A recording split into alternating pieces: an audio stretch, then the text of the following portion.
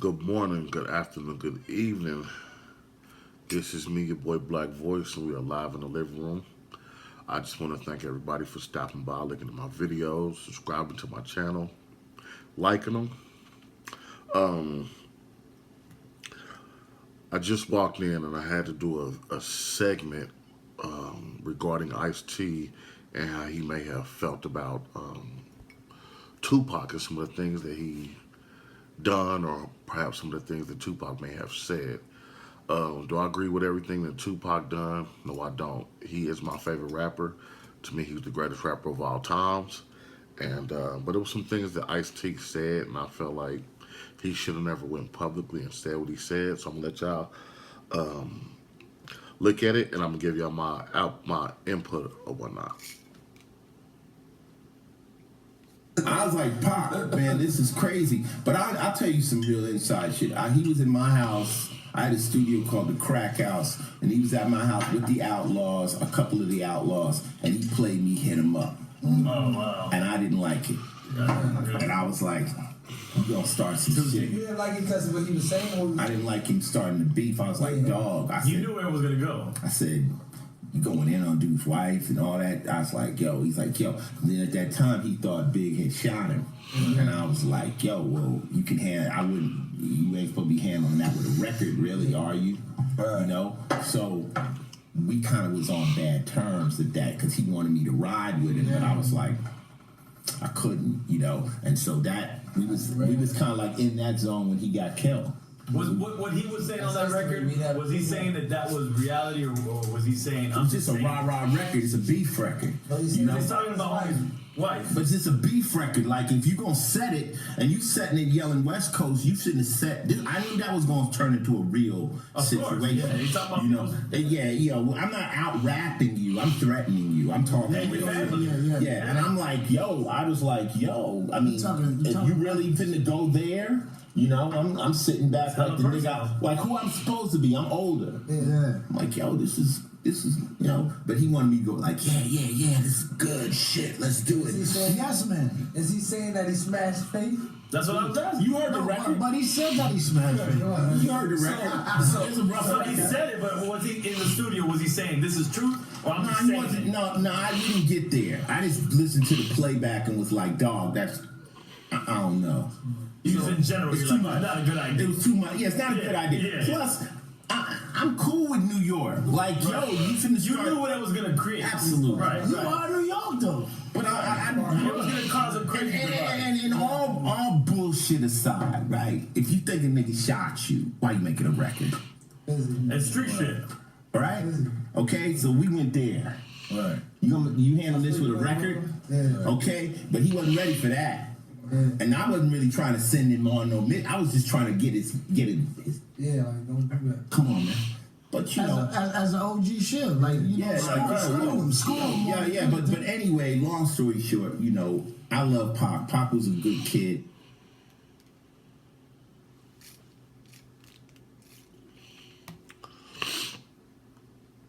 Okay, so now I'm about to give y'all my input. All right. Well, let's get something straight. Pac may have did things that a lot of people didn't agree with, you know, and that's understandable. But Ice-T, at the age of 25, you came out, okay, you did more damage than Tupac. I'm from the Midwest. Okay, there was no gang banging in the Midwest. Okay, they came out with a movie called Colors.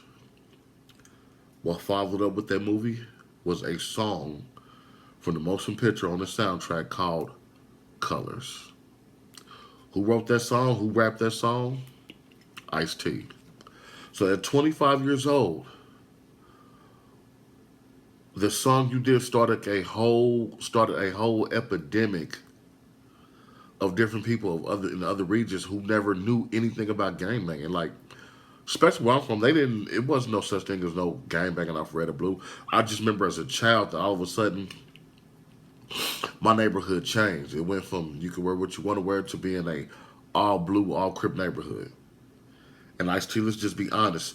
You started that epidemic with your song. The movie played a part, but you started off the song, I am a nightmare walking, psychopath talking, king of the jungle. Like, dude, like you can't, Tupac was 25 years old, okay? I do believe Tupac would have eventually matured. Let's just be honest. He would have eventually matured. I don't think Tupac would have stayed the same that he was at 25. He was slowly trying to progress and become a mature man. And it seems like I've seen other videos where you like really just like threw Tupac under the bus, and I don't think that's cool and I don't think that's right. You know what I mean? And what you have done, what have you done for the community? Well, I guess technically that's none of my business, but instead of you doing something to uplift black people and black women, this is what you married. I want everybody to take a good look at this. This is the bitch that Ice-T married. If y'all don't recognize who she is, she was originally Officer Lieutenant Murray on the original RoboCop that came out in the 80s. Yep, that's her. One more time, take a good look. Yep, that's the bitch she married. So you mean to tell me you could talk all that bullshit and you went and turned some poor white trash hillbilly female into a rich white bitch? That's what you did. And I don't care how anybody feels. I'm speaking on it. And speaking of women, I'm going to say this. I'm going to tell you what's wrong with our black women. The problem with black women nowadays is that they have no males guiding them. Women are playing the leaders. They're playing the head roles. They are confused. We have so many black men who are not able to guide black women into where they need to be guided. Ice-T, you could have done that. No, you married poor white trash. Okay? Poor white trash. Who ended up giving the pussy up to AP9. Gave him $500,000, bought the man a Maserati. Like, dude. So you have no room to talk about anybody. Okay? Anybody. And I know you did the video a while ago, but it just really touched me. Because I actually didn't get a chance to, because I'm a fan of the Drinking Champs, but I never had a chance to actually look at the whole video. And when I seen it, I had to just look at the, play this clip, because it just, that clip just rubbed me the wrong way. But as I was saying, Ice-T, you could have been somebody who have turned a black woman into a rich black woman. Somebody who didn't have a lot. And I guarantee you, she would not have been disloyal. You married poor white trash, and she showed you how she really felt about your punk ass. She gave it up to somebody else. And that's a lot of problem with a lot of black men nowadays. We do not lead our sisters in the right direction. These ladies are confused. They're lost. And I hear so many men. Yeah, and don't get me wrong. You do have black women that sometimes will have a horrible attitude, but can you blame them? They are misguided by us as black men. Let's just be honest. But anyway, it's me, your boy Black Voice. I'm signing off. Hit that like button. Subscribe. Few shout outs. Shout out to my man Preppy Hood from the Preppy Hood Show. My man Chris Thorns. Wild Body. Talk That Stuff that airs every Sunday. They're going to check these guys out. They got wonderful podcasts. I appreciate y'all stopping by. Have a good one. Peace.